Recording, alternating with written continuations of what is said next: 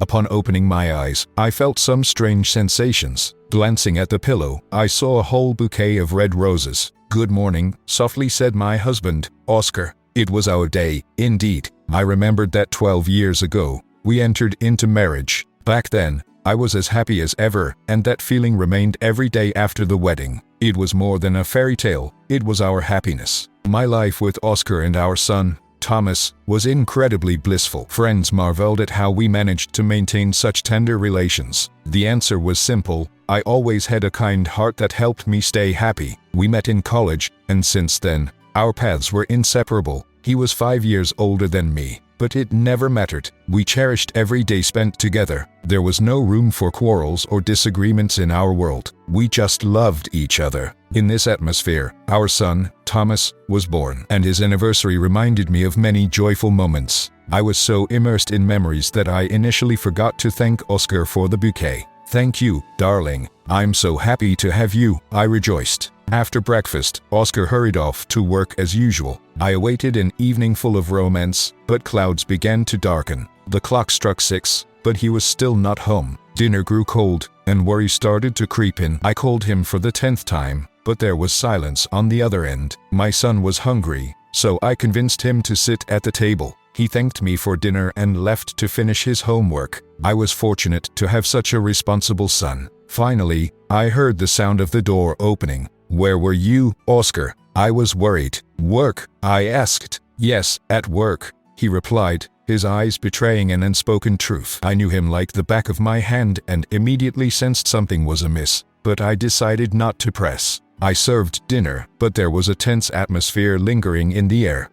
Oscar took the fork in his hand and froze. I can't calmly eat when something like this happened, especially on this day. "Forgive me, Agatha," Oscar said, looking lost. "What happened?" I asked, alarmed. He shared unexpected news: the death of a woman he had a relationship with many years ago during his first business trip. It turned out he had a daughter named Jennifer, who was already 13. It all happened in the town where his job sent him after technical school. He was unaware of the pregnancy. The mother had told her friend about Oscar, and today she called him. As Oscar spoke, it felt like this wasn't happening to me but to someone else. It was painful to consider whether this occurred before or after we met. Oscar and I had built our world where love and caring for each other prevailed. The idea that this world could crumble was terrifying. "No, this can't be true. I need to stay calm," I told myself. But my inner turmoil was a catastrophe, as if everything inside me was turning upside down. My thoughts battled with feelings of pain and loss. Another woman, another child. I loved Oscar so much that I couldn't even imagine someone else beside him. The decision came unexpectedly. I didn't want to lose my family. Oscar sat there, head bowed. He was so oppressed, and I felt sorry for him. I couldn't forgive him, but at the same time, I feared he might leave.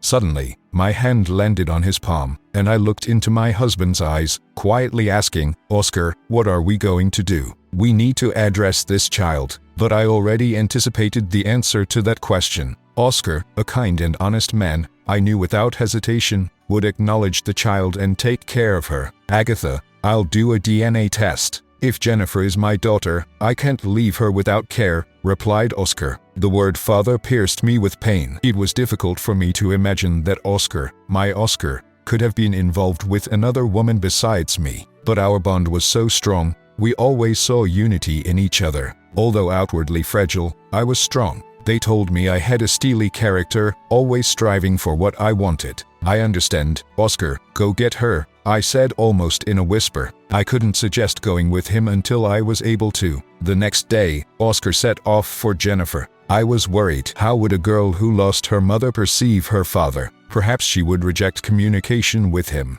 especially with the new woman who would now become her stepmother. Everything was going awry for me. Someone who loved cleanliness and order was losing control. My stress was noticed by my mom. She was a dominant and stubborn woman. Her opinion always seemed to be the only correct one. She was angry and didn't want to hear about the new child. Her words were unfair, and it hurt me. If it hadn't been my mom, I would have told her directly. But I couldn't argue with my mother. I just whispered, "Mom, please don't say that." A call from my husband felt like an electric shock. "Agatha, we're coming tomorrow evening." I hardly slept all night. How would I talk to Jennifer? We needed to establish a connection. But with a 13-year-old girl, it's not that simple. Yet, I hoped that the love and care that accompanied our lives would help us overcome this difficult situation.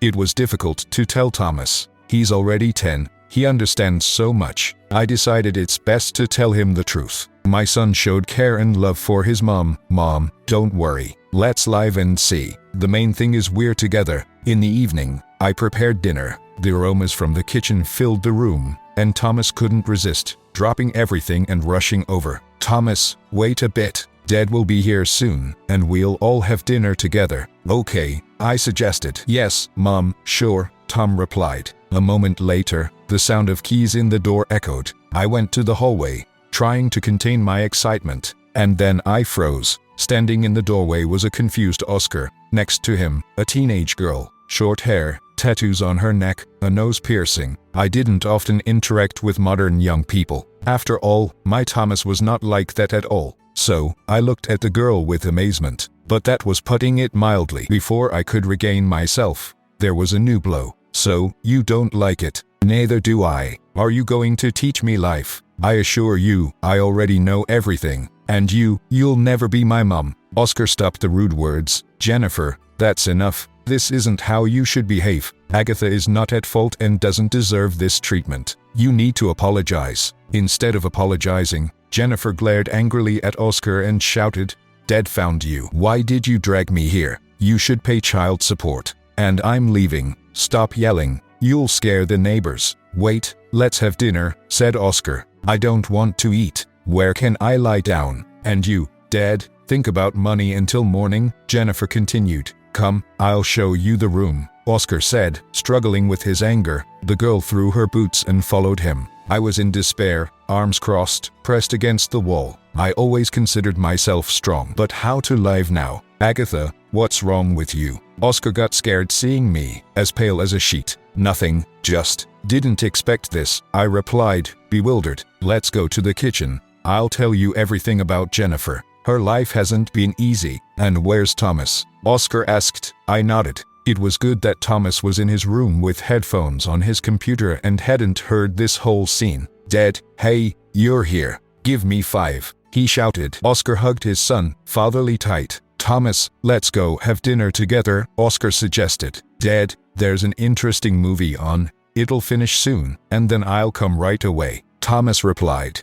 The guest room was a true salvation. It used to belong to my father, who departed from this world 2 years ago. Now it's vacant, and perhaps it might be useful for Jennifer if everything works out. Hope for the best remained despite the difficulties. I set the dinner table, trying to hold back tears. Oscar, why did this happen to us? The question slipped from my lips. Agatha, don't torment me with this. If I had known earlier, things could have been different. Jennifer grew up without a primary parent. Her mother was an alcoholic. She's not easy, but I can't leave her without attention, Oscar tried to reassure. You're my iron-willed angel, remember? He smiled. I hugged him, but inside, the hope still burned that Jennifer wasn't his daughter. However, the DNA test results shattered my illusions. Bearing almost all communication with Jennifer became challenging for me. Oscar was at work all day, and as I worked on home design, I found myself practically alone with her. Initially, our interactions consisted of a few rude words thrown my way.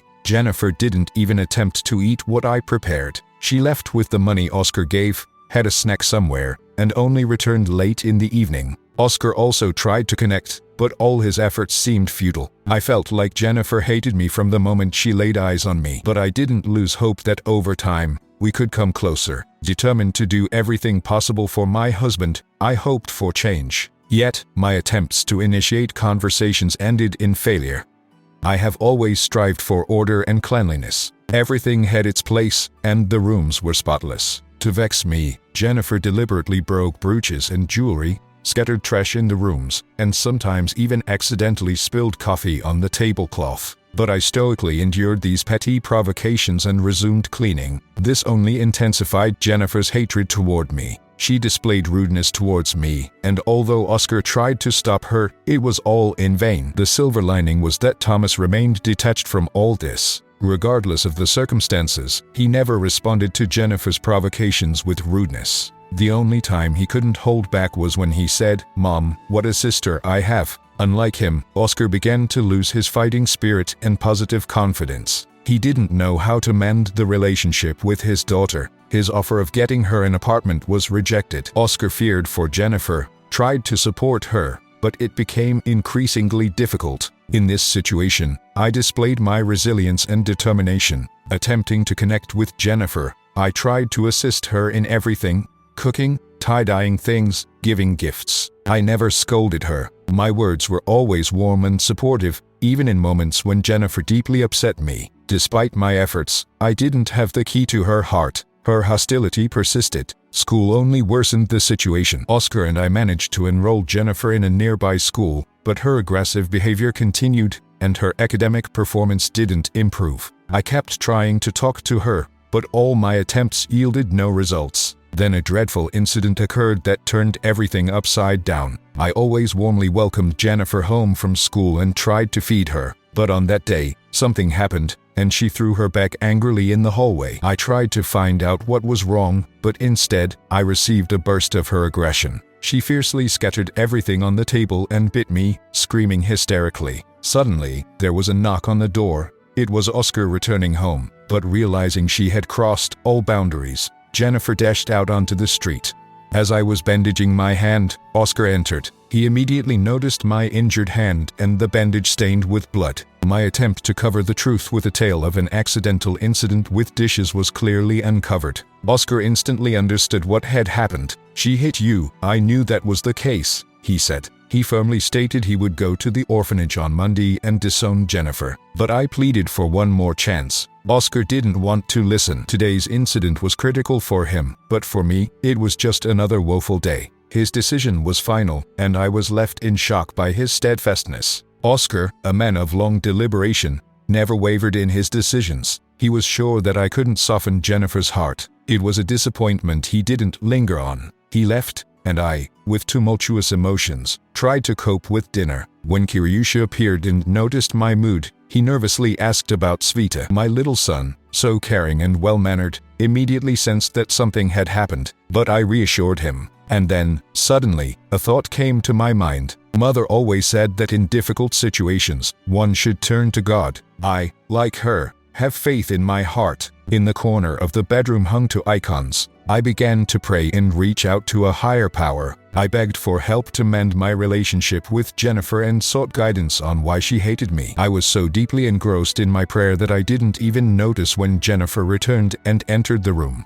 Her attention was drawn to a strange whisper and barely audible sobs. The door was slightly ajar. Jennifer cautiously approached. Listening in, she realized they were talking about her and the prayer. She somehow knew it. Suddenly, she remembered her grandmother always used to recite that prayer when she was little. Jennifer loved it dearly. It was a pity her grandmother passed away when she was only 8. Since then, her virtually homeless life began with her drinking mother. I prayed, and Jennifer couldn't take her eyes off me. Suddenly, there was a desire to approach her stepmother, apologize for today's act, but something stopped Jennifer. That unexplained thing that set like a splinter in her heart, hindering it from opening up to positive feelings. She hurried to her room and closed the door tightly. No one heard Jennifer crying all night long. "Don't be upset, Agata. We're doing everything right. There's no hope left. I shouldn't have brought her here." She didn't even ask for forgiveness for her terrible act when she injured your hand. Oscar comforted me. She just didn't dare. Not everyone can say such words. I defended Jennifer. No, don't justify her terrible behavior. When she returns this evening, I'll take her away tomorrow morning.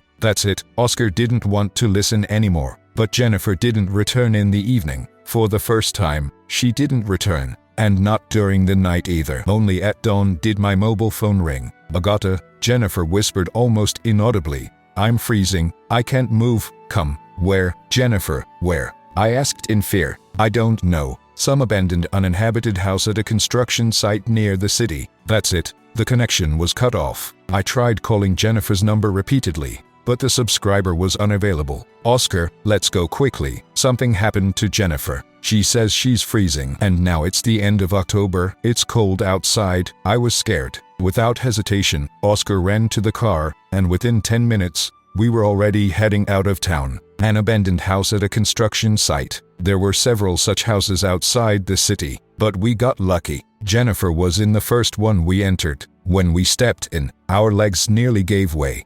Jennifer lay with closed eyes, unconscious, her face pale, and lips blue. "Agata, she's breathing. Call an ambulance quickly," Oscar said. Fortunately, the ambulance arrived within moments. "She's suffering from hypothermia. You found her in time. A little longer, and she might have frozen, but she'll recover. She's young and strong. Tomorrow you can visit her," the doctor informed us. Early the next morning, Oscar and I rushed to the hospital. Entering the room, I hurried to Jennifer and hugged her for the first time, while Oscar held her hand firmly, never letting go. "Jennifer, what happened?" I asked. "Agata, forgive me for everything. You're the best. I've been on the streets since childhood, hardened to everything, embittered, angry at the whole world. I forgot that there is kindness, love, care in life. I thought you were just pretending to please your husband, but yesterday, I heard you sincerely praying for me. It was so touching, like when Grandma used to recite prayers in my childhood. I wanted to come to you but didn't dare. Then